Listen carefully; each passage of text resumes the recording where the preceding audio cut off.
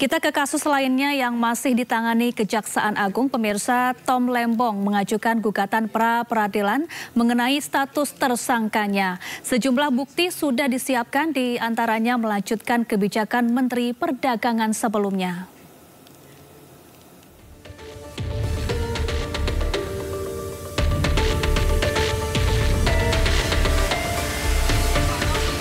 Usai ditetapkan tersangka kasus dugaan korupsi impor gula, Tom Lembong terus diperiksa Kejaksaan Agung.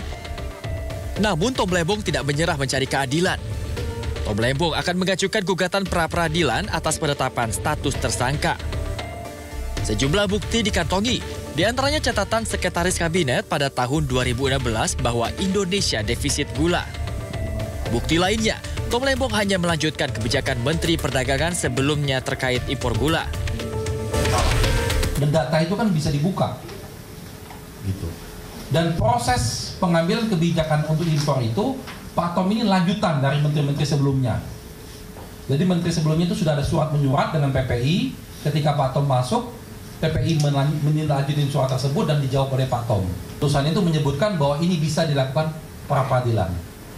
Nah, oleh karena hal-hal tersebut, kami sudah kumpulkan, kami sudah rundingkan. Kami akan mempertimbangkan secara serius untuk mengajukan pra-peradilan.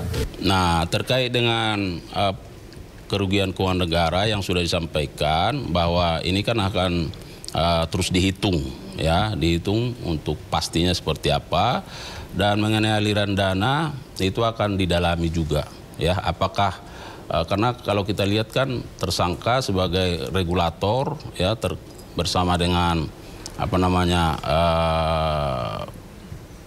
dari PPI dan perusahaan-perusahaan itu. Nah, apakah ada misalnya di situ unsur aliran dana, tentu nanti akan terus didalami. Tim kuasa hukum tak mengungkapkan kapan gugatan pra-peradilan akan dilayangkan. Kuasa hukum optimis bukti-bukti yang ada dapat membuat terang kasus ini.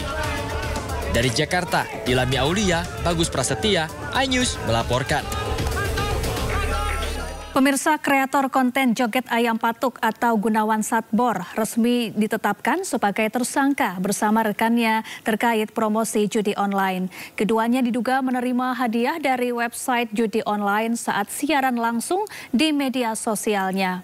Diketahui Ahmad Supendi berperan mentransmisikan akses situs judi online saat melakukan live streaming.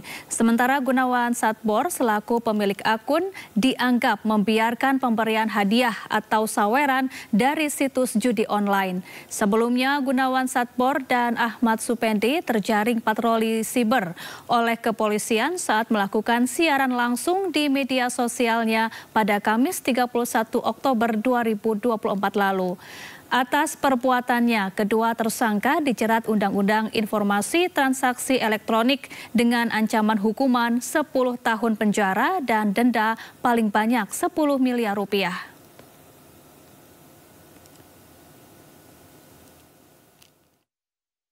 Dari pelaksanaan itu ada gift yang diberikan, kemudian ada promosi, website, blog tutup, ada gift yang diterima, kemudian live streaming tersebut diunggah ulang oleh akun TikTok @vlogituto1.